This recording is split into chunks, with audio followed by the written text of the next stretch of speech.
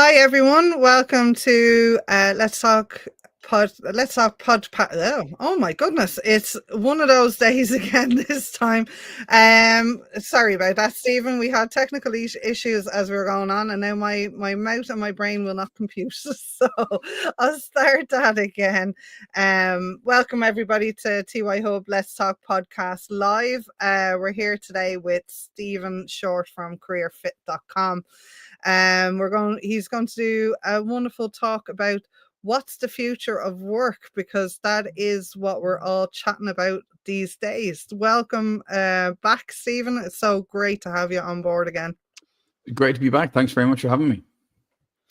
Super. So you've been a busy bee. You've been everywhere and all around, and you have a wonderful team that are calling into schools all around the country as well, to do some work with the schools. But this evening you are going to give us a talk on the future. What is the future of work? So I will let you power away there. Okay, brilliant. If you can share my slides there, they're on the thing. So the key thing, and this is something that is incredibly important, whether you're a student, whether you're an educator, whether you're a parent, whether you're working, returning to work, understanding what the future holds and how the world of work is evolving is incredibly important for everybody, whether you're starting on your career path or whether you're already well established. But before we talk about the future, and before we talk about what's coming down the road, I want to talk a little bit about what happened in the past. So in the early 1900s, everything, about 92% of the economy globally was based on horses. Horses were used for absolutely everything, from people getting to work, from people being transported. Obviously, the horses were used to transport food and goods all over the world, all over the land of the world. We had ships as well. But you can see here some images of the people going to work, the people getting public transport. So that was a bus in the early 1900s, and cleaning the streets.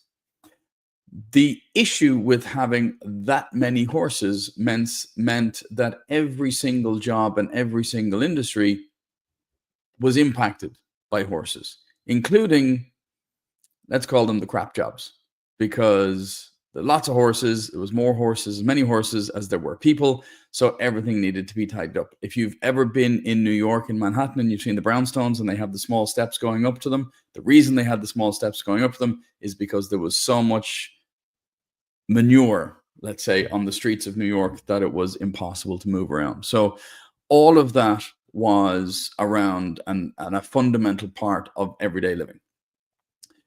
If we look back at the Easter parade on Fifth Avenue, so every year in New York, they had the Easter parade. And in 1905, this is a photograph of all of the people going up and down, parading up and down, celebrating Easter. And in 1905, there was one car in that parade. Everything else was horse-drawn carriages. In less than 10 years, that same street for the same Easter parade, in 1913, there was one carriage, the rest were cars. So the shift was seismic in society. So the change was phenomenally quick when you think about it. Everybody went from horse and cart and the entire economy being around horses and carts and horses in general, to the entire economy being around cars. And you know what America's like at the moment, where everything is car based. And all of that, I mean, cars have been around for a long time. They weren't invented by this man, Henry Ford.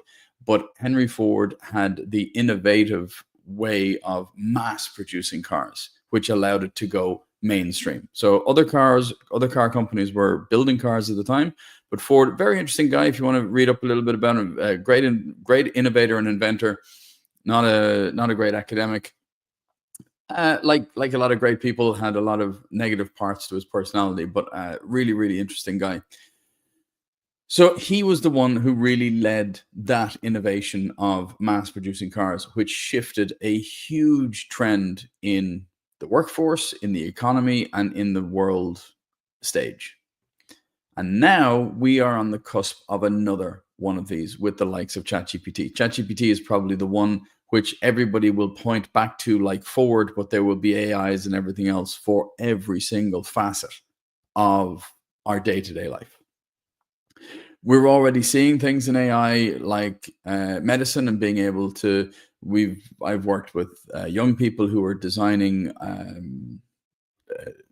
patches that go into bras that can start to detect breast cancer before anything is even noticed before. I've seen people being able to submit their x-rays and things like that to an AI system that will match it against millions of others to see what the trends are, to be able to give personalized medicine. We see automation already taking over with by, I think they said by 2025, by 2035, like 62% of all factory stuff will be done by full automation and will require almost zero human intervention. So we see all of this happening, automation being able to work morning, noon, and night with no stopping. The other thing we're seeing a lot more is personalized education and AI being able to be used to really understand what a student needs to learn now, what their strengths are, where they're having difficulties, and can give them more classes and more exercises to be able to understand how they can develop. For those of you who aren't familiar with the day-to-day applications of AI, if you have Netflix or any of these, AI has been around for quite a long time in basic formats. ChatGPT has really allowed it to bubble up to the mainstream consciousness. But anytime that you were on Netflix and it was recommending things, well, you liked this and you watched this series, so this is what you should be looking at. That's a form of AI. It's been around for a long time, but really it's becoming mainstream and much more powerful in the last 4 or 5 years. Personally, I'm an AI optimist. I absolutely accept that there will be hundreds of thousands of jobs lost over the coming years. There will be a lot of people who their industries will go by the wayside. But I believe that AI will create far more jobs than it gets rid of, or that it replaces or it augments. And I think people will be able to find different ways of doing things, and people will be able to find more fulfilling and rewarding careers that they're able to get the most out of. This has happened at every single time. Even in Henry Ford's time, the people whose economy and whose livelihoods revolved around horses, they were adamantly against cars, and they had claims that it was going to lose jobs and wreck farms and wreck homes and wreck everything else. And there's no denying it, there was a lot of turmoil. But after a year or two, there were more jobs and more careers created because of the technology than it replaced. And I'm a firm believer that AI is going to be similar. So some of the things that we need to be looking at, and some of the things that are happening in the workplace. First of all, hybrid offices. This is almost so commonplace at the moment. It's strange to have a fully in-person office. I have friends that have been working in corporate jobs whose the powers that be have tried to mandate everybody back to the offices, and they're losing people. They're losing staff because the staff don't want to be commuting every day in and out. I did some work with a financial institution recently, and there was one of the senior people there who is just waiting for retirement. He doesn't want to go anywhere else, but he absolutely hates coming into work now. He works in Dublin city centre.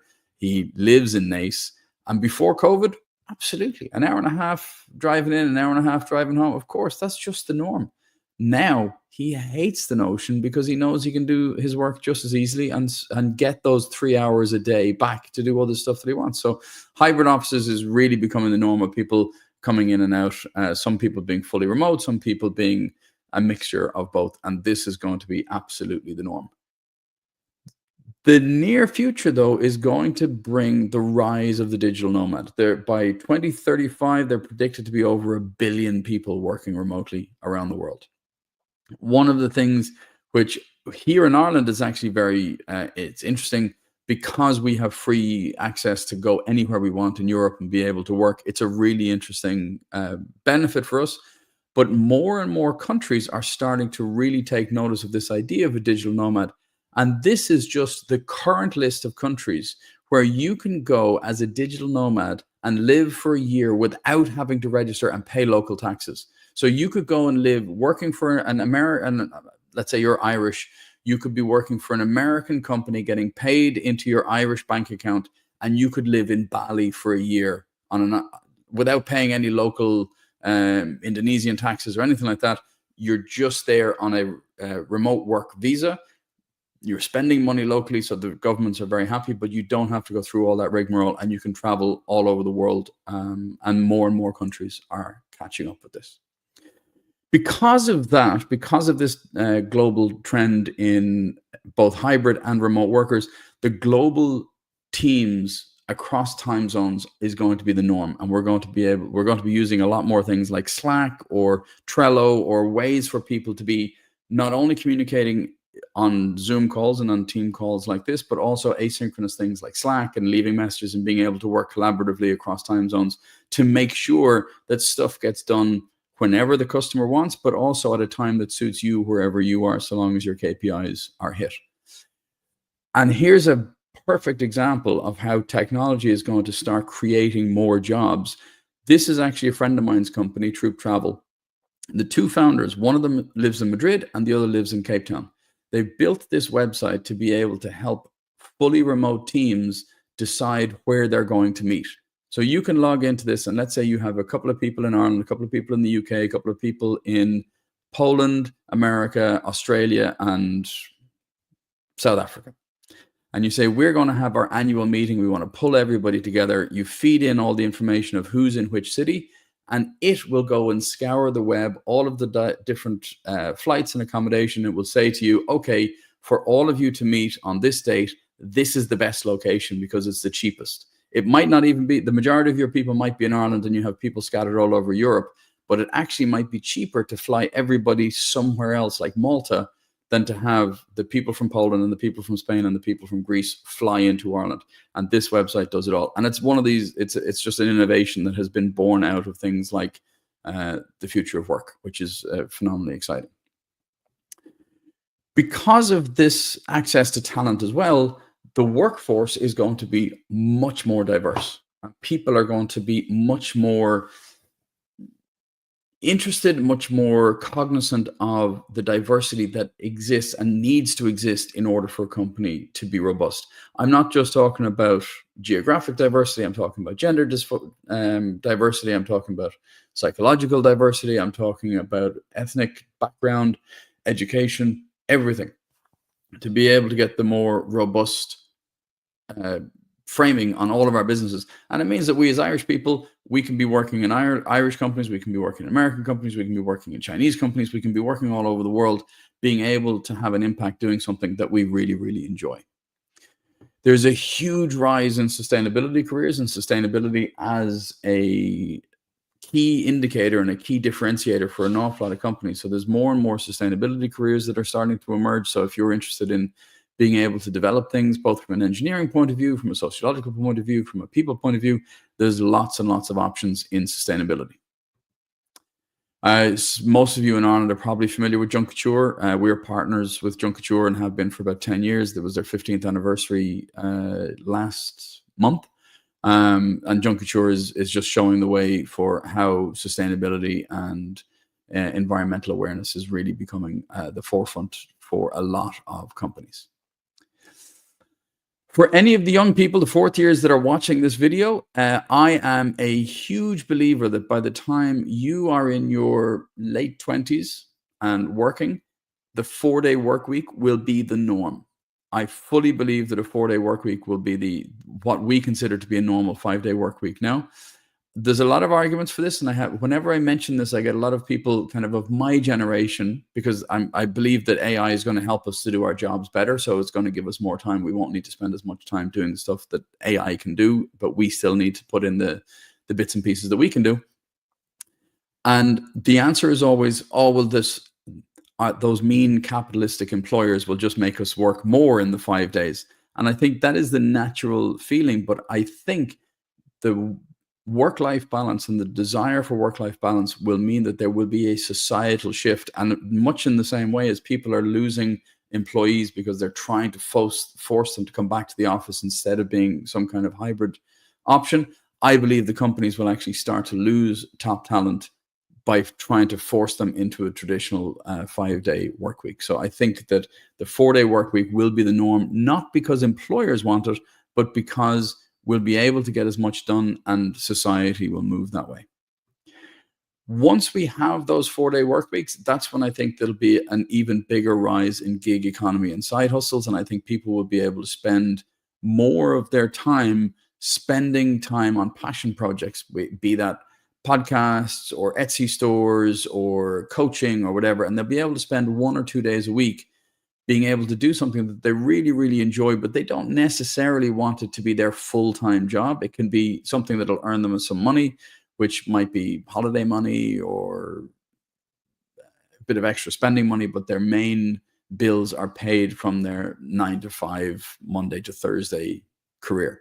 So I think there's going to be a huge rise in the gig economy and side hustles. And we're also going to see the young people having portfolio careers. There's gone are the days when you leave school and you have one job until you turn 65 and then you retire. Having a huge portfolio of careers is going to be the absolute norm. I also think that the age of retirement is going to be increased from 65 because of health reasons, and we're living longer and being healthier. So I think it's entirely feasible that the young people who are watching this video right now will have 5, maybe even 6 really strong, full, rewarding careers before they end up retiring. And they'll have explored a lot of different things that they're interested in and good at and being able to do well. So I think the portfolio careers are going to be the norm for people as we go older. And as I said, I think the age of retirement is going to increase dramatically from 65 because of societal and health reasons.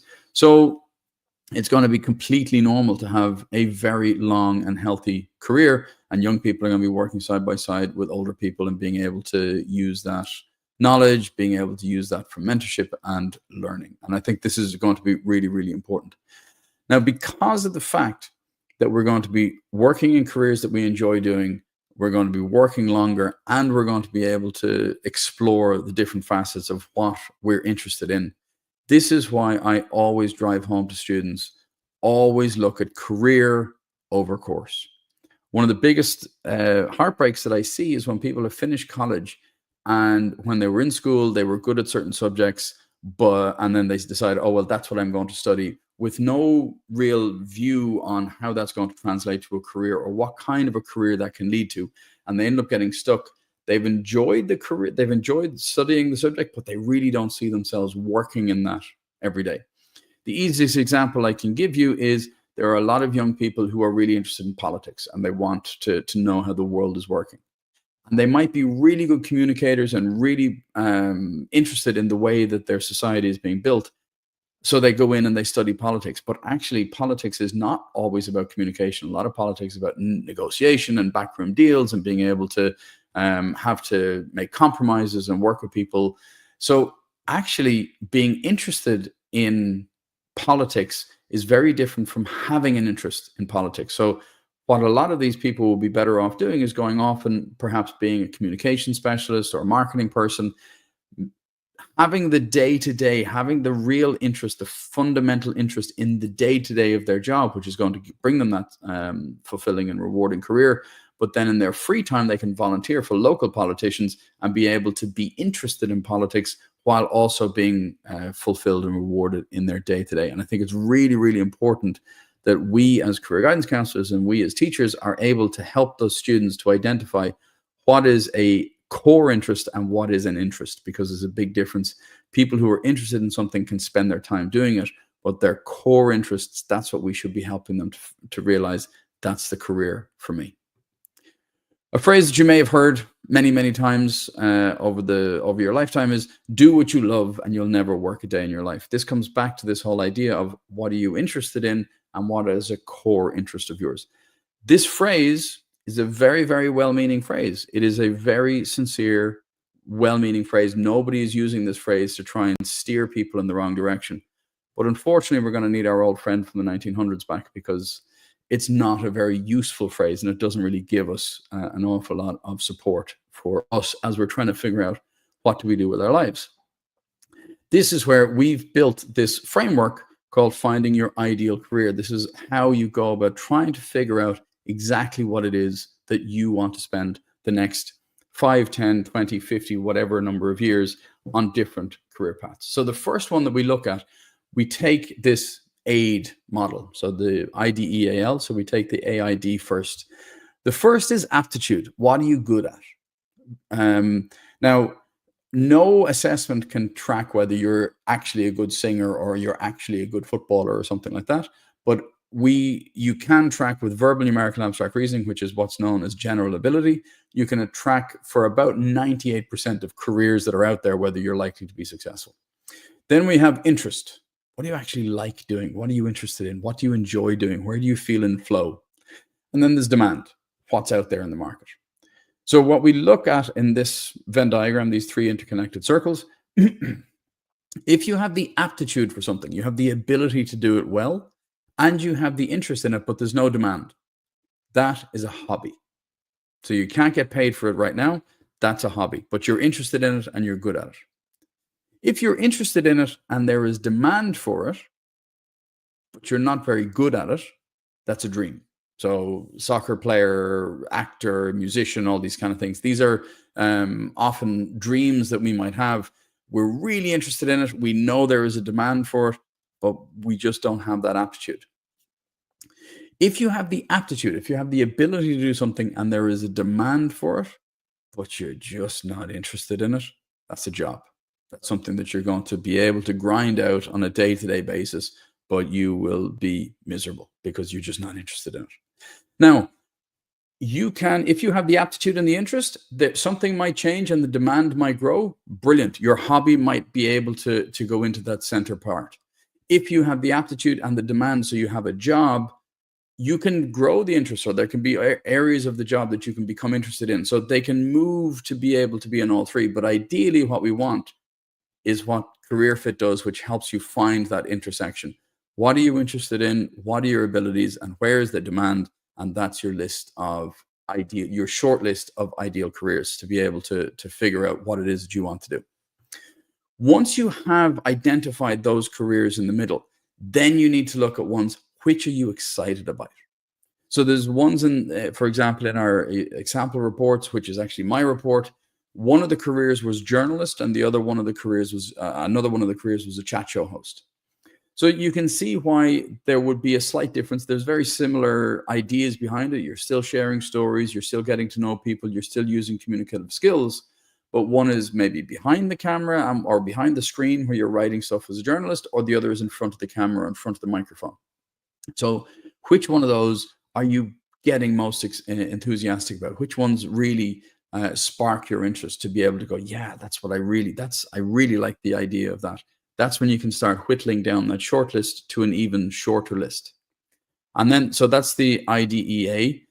The L then is what are the lenses that we're going to look through each of these careers through. So the first lens is learning. Is it something that you want to spend time over the next 1, 3, 5, 10, 15 years, whatever, getting better at, learning more about? Are you enthusiastic enough about it to be able to say, I'm going to spend the next few years getting as good as I possibly can at this? The other one then is longevity. So how long do you want to be spending on this? Is this a summer job, or is this a part-time gig until something better comes along, or while you're in college? Or is it something that you can see as a career and you can spend not the rest of your life? I'm not saying that you're going to be tied to that, but you can spend a long time on. Does it fit your lifestyle? Is it something that if you want to be a solicitor and you have this idea of being a lawyer, there's a lot of late nights, there's a lot of long evenings, there's a lot of really hard work. Does it fit the lifestyle that you want for yourself? And then the last one is leadership. Do you see yourself in leadership? Do you see yourself as a team player? Do you see yourself as being part of an organization, or do you see yourself leading an organization? No right or wrong answers for this. These are just things that you need to decide with your list. Is that something that you want to focus on? So that's finding your ideal career. If you go to findingyouриdealcareer.com, you have a list of outlining exactly as I've just explained it to you, and how you can go about following those steps for yourself to figure out what is a short list of careers that you want to get. Here are 10 careers: social media influencer, user experience designer, cloud computing specialist. These 10 careers did not exist when the fourth years that are watching this video started primary school. So there's no way that they could be being prepared for these careers, because they just did not exist when they were starting school. And this is the key thing about understanding the future of work. The future of work is evolving and is changing in ways that nobody saw coming. Like it's changing at an unprecedented rapid rate, and there are lots of seismic shifts that are happening. It has never, ever been easier to make a living doing something that you love. There's never been a better time in history where you can actually make money doing something that you enjoy doing. Whether that becomes the side gigs and the gig economy and the side hustles that we talked about earlier on, or whether it becomes your full-time thing. Because in the traditional sense, if you were to start over to the left of the dot and we'd follow our career path over to the right, that's the norm. If you're on that career path, that's fine, because as things change, those new careers are going to be coming off that career path. It's not like you're going to be suddenly, I'm an accountant and actually I want to go and be a marketing creative director. Typically, those are fairly different careers. As these new careers come out, like a drone operator or a telemedicine operator or a social media influencer or things like this, these are going to be careers that are stemming from pre-existing paths. So once you're on the right path for you, as those new careers and new opportunities emerge, and a career that doesn't exist now but in 10 years' time will be an exact fit for you, you'll be on the right path to be able to take advantage of that. It's not to say that you could be on a completely different path and starting over here and going back in one direction and following another one around, and you could still end up in the same place having a fulfilling, rewarding career, because that's ultimately what we want people to have. But it's easier to do it if it's a tangent from a career path that you're already on, rather than having to reinvent the wheel. But there's nothing wrong with changing and having to reinvent the wheel, and it gives you a challenge in the future. As I said, it has never been easier to make a living doing something that you love. Any of the parents or any of the older generation that are on this video right now may remember growing up, your parents telling you, stop playing video games, you're wasting your time, you'll never find a job doing that. This is a photograph of an esports arena where this, like sports or like music or whatever, they have a sold out arena for people who are watching people playing video games. The players of these video games are making a fortune doing this. There are people who are Twitch and live streaming, playing video games and making a really decent living doing something that they love and entertaining the crowd. So it has never, ever been easier to make a living doing something that you enjoy doing.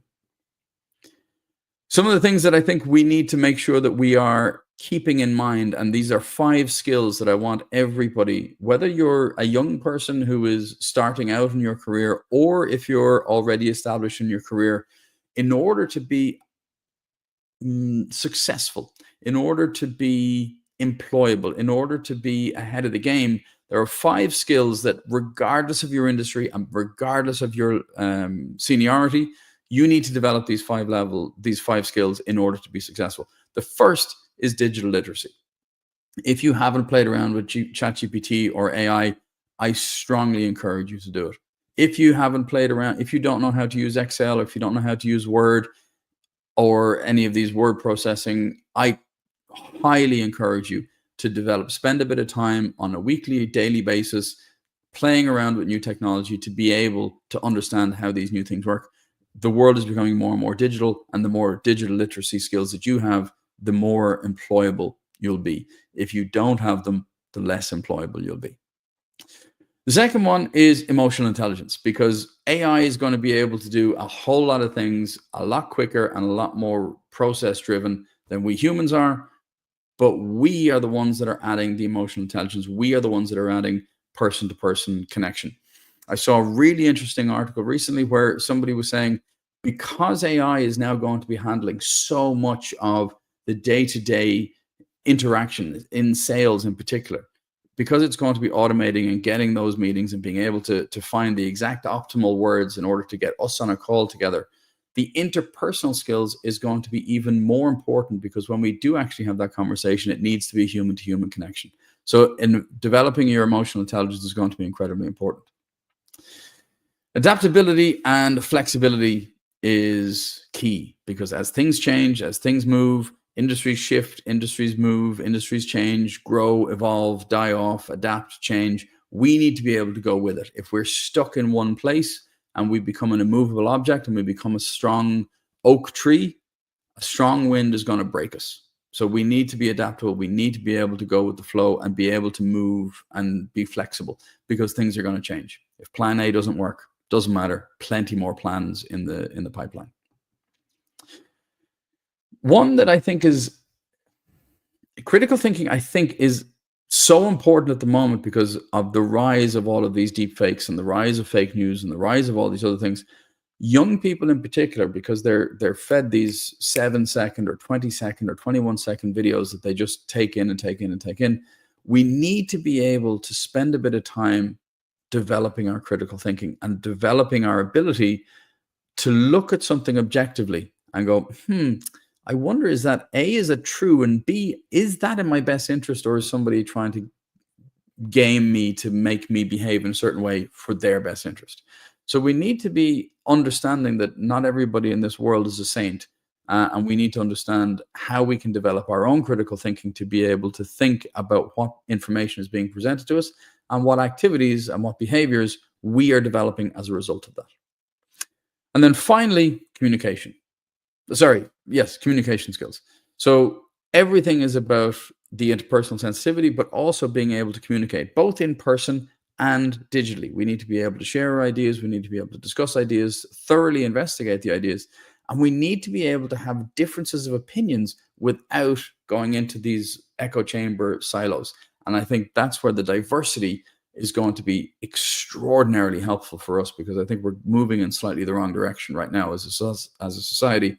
And when we're able to see things from different points of view, we become better people and society becomes better. So if we're able to communicate better, it gives us an immense amount of immense advantage over others in being able to lead them. 60% of your waking time, and waking time is any time that you're not sleeping. So that includes going to the bathroom, going shopping, going out partying, whatever. 60% of your waking time is either spent at work or thinking about work. And 52% of people around the world are unhappy in their jobs. That, to me, is a horrendous way to be spending our lives. My core purpose, my mission in life, is to make the world a better place with happy people and fulfilling, rewarding careers. We do that for individuals through CareerFit, which is how we can help you to find your ideal career. We do it for companies where we help use personality profiling and psychometrics for selection and for coaching. And we have events and digital training and other projects and other things that we put on to be able to help people to find fulfilling, rewarding careers. The latest one that we've developed, that we've built over the last year, is called the Happy People Project. We want to help people live their life by design. And for me, happiness boils down to a simple idea of making progress towards purpose. Once you understand what that purpose is, whether that's your career, whether that's a holiday that you're working on, whether that's some highlight that you want to accomplish in the next 1 year, 2 year, 5 years, whatever, so long as you're making progress towards that, you will be happy. It doesn't matter how small that progress is, so long as you're going in the right direction. So that's what the Happy People Project is to help people identify what that purpose is. And then we can help you with your careers and your selection outside of that. So that's the future of work. If you have any questions, obviously we're happy to take questions here with anybody who's live on the chat. So CareerFit, Talent Select, Successful Succession, and Happy People Project.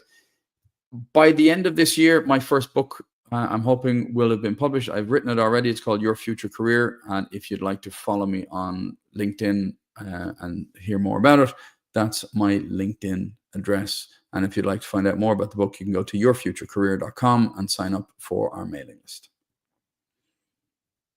Fiona, back to you. Oh, you've gone. I've shocked you. I only went to unmute myself and I took myself off the stage. That was fantastic. Thanks a million, Stephen. It's brought up a few questions in my head. I think we have a very quiet audience there this evening. But like you said, if they want to reach out, they can do so via LinkedIn or going to the website, yourfuturecareer.com or careerfit.com, either way.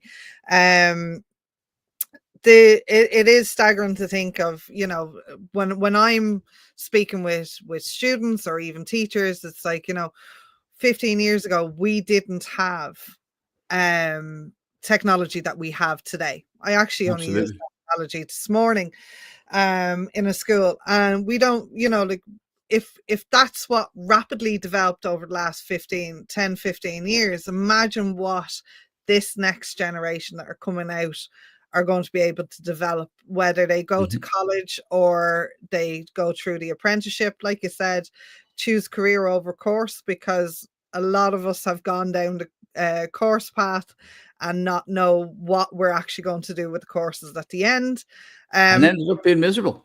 I was just going to say, I can't believe 52% people are unhappy with their careers. That's I do say, like, I've had a very, very varied career myself, or career path myself, but and I still, at the age that I'm at, I still don't know what I want to be. I'm always going to try out new things. And I think experience as well, doesn't it? Like, your experience helps then with your course as well.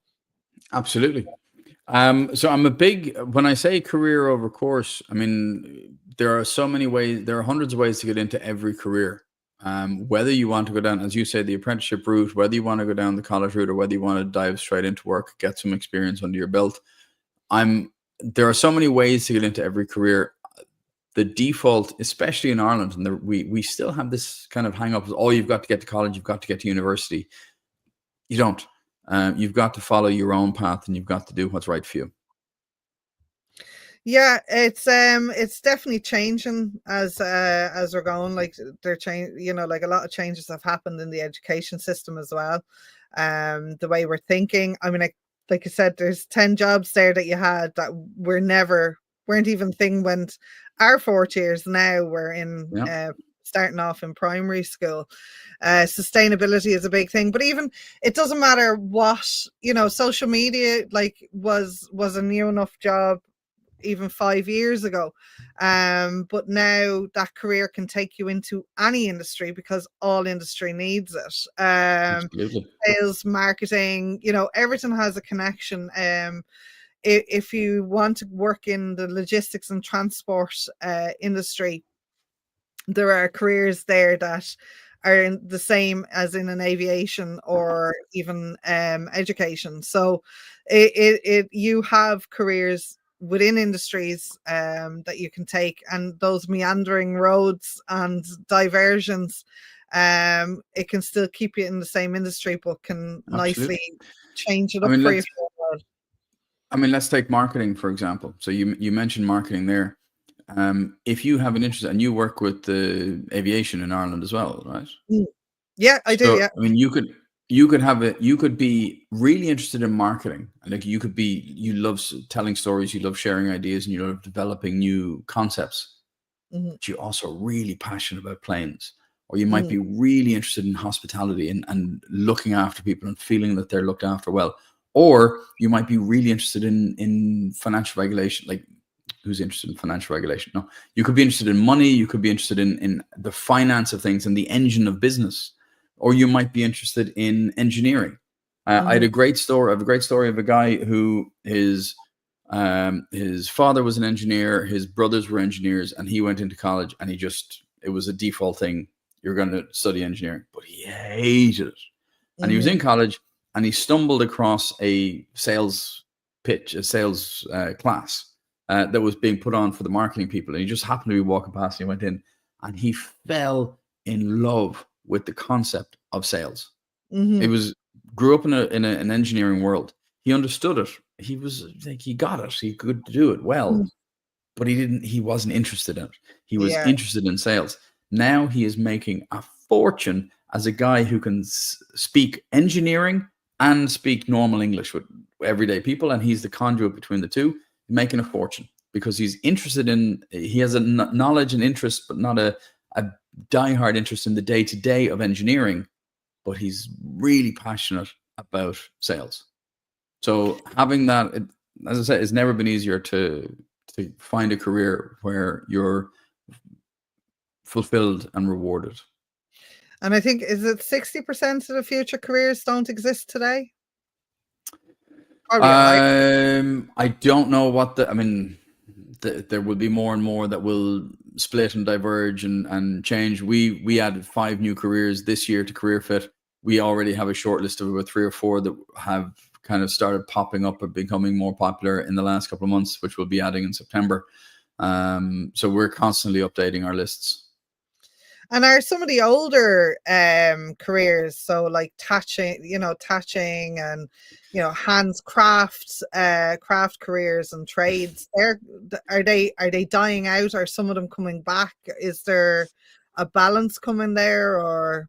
So I think the handcrafting in particular, I think it is becoming more of a hobby thing. But as people are looking at marketplaces like Etsy, and people want stuff that feels not mass produced by some automated factory in China, I think there will be a demand, not the same demand for what was in our parents' time for specific things to be made or hewn or carpented or whatever. So I think there will be a demand for it, and it will be more of a side gig, side hustle thing, where people can make some money on it, but maybe not a full-time career. There are things like we've been looking at it, like IT technician, computer operator, and things like that. It has evolved now more into either administration or operations or something like that. So there's careers that would have been big careers, people who just looked after big mainframes and just the technical side of things. Those are dwindling. We still have truck driver, but the way the technology is going with self-driving cars and all that kind of stuff, that's one that might be gone in a couple of years. Not gone, but hugely impacted within the next 10 years. Okay, and skills like life skills, we definitely something that we should be looking at in education, or while we're all educating every day. Every day is a school day, as they say. But like life skills such as you mentioned critical thinking, resilience would be another one of them. Not being able to handle stress and that kind of thing. These are all things that if our students that are watching it now can help develop themselves with that before they finish school, we'll have a very resilient and critical thinking workforce in the future, which is what we need, really. Yeah, absolutely. Well, Stephen, I love having chats with you, and we do always end up going over our time. And I could ask you a million questions, and I know that your aptitude test, like if anyone, there's a certain amount of careers that are on it, but like it will kind of guide you with your interests more than. So instead of asking what career would you like or what job would you like, it's kind of based on your interests now. And so we've a database of we're criterion reference, so we're not based on norm tables where we'll say, okay, well, you're better than 40% of the population or 60% of the population. We know what it takes to do well in each one of those careers, so we actually map your unique mix of interests and abilities against each of those careers, and we'll give you a short list of 16 careers with a description and course suggestions and subject choices for fourth years, to be able to really understand what it takes to be what it takes to do that career well, and what it's actually about. It's not a romanticized version of it, which is, we see a lot of that in burnout as well. People who don't really understand what a career is, but they like the sound of it, and it will help you to figure out what it is that you want to do. So we take the target confusion and we help you with the target confusion, instead of there are thousands of things that you can do. Here's 16, and you could actually pick any one of them in theory, and just do it because you've already said that you're interested in it, and you've identified that you would be interested in this career and that you have the ability to do it well. And is it only really for 4th years, or would 5th and 6th years? So not everybody. So we kind of say 3rd to 4th year. 4th year is the ideal starting point for a 3rd year. Might be a little bit early in terms of some of the interest inventory items, but 4th year and up. I mean, we have adults doing it. We have people who are changing careers doing it. So 4th year and up. So 5th and 6th year is perfect as well. Perfect as well. So they can pop over to CareerFit.com and we'll give them a demo, we'll get them set up, and if they have any questions, we can help them. Fantastic. There's a few weeks left of school this year. We can pop in a few more demos before the school year. We can pop in demos and we can get them. We can get a school set up 2025. in less than a day. Brilliant. That's very good. And it doesn't matter of the size of the No. classes or numbers of students. No. Some of the We teachers teachers might have a problem with bigger classes, but we don't. Brilliant, fantastic. Is it when they get the aptitude test, it's self-run through the program is done through the school. Then they don't have to wait for somebody to come in and no hold it for them, host it for them. Brilliant. No, they can do it straight away in the school. The students can even do it as homework if they want to on their own, and it's all managed through the dashboard that the career guidance teachers and the year heads have with the students. Because the other thing, a lot of career guidance counselors and a lot of career guidance teachers in school, they're not just career guidance counselors, they're general counselors as well. So they're getting even less and less time to talk to students about careers because they're dealing with anxiety issues, mental health issues, and things like that. So this does a lot of the heavy lifting and actually gives the students a real direction. So when the counselors are talking to them, all of that lifting is done and they can really just dig into the ones that are most appealing to the students and start exploring them instead of spending hours juggling norm tables and trying to figure out interest inventories and students not really being able to understand. Oh, I don't know. Would you like this? Oh, I don't know. Would you like this? Oh, I don't know. So all of that is done for them, which means that they can have much more powerful, in-depth conversations. And when just on the hybrid and the different ways of remote working is at the moment, and that you can see an increase probably to being a 4-day work week and more remote and no digital nomads. I think that's brilliant. I'd love to do it. I'd have to bring the kids with me, but I'd love to attempt to do that one. But it's I have a friend in Poland who, when COVID hit and the kids' school was going fully digital, and they knew that it was going to be for the rest of the year, she and the husband took the kids out of school because they were going to be digital, they were going to be virtual anyway, and they moved to Bali for a year. Wow. And the kids went to school virtually in Bali. Yeah. But you can do virtual schools, and when you go traveling like that as well, I think Bali has an international school that you can do for a couple of months at a time as well. So you can actually go in with a teacher, an English speaking teacher as well. So there's travel for kids and families as well. So maybe not kids on their own, but families, if you want to do the digital nomad lifestyle for a while. But I found that really interesting, like considering that this age group is now, you would have, done the schooling during the homeschooling during COVID. We're used to hybrid working, that this might be something for those that also suffer with anxiety and find it hard and difficult going into school, that are still being homeschooled for whatever reason, that that these career paths are there for them. And it's not going to hold them back. So I think that's an exciting thing about the future of work, that has evolved for us to be able to work from home or work from wherever in the globe.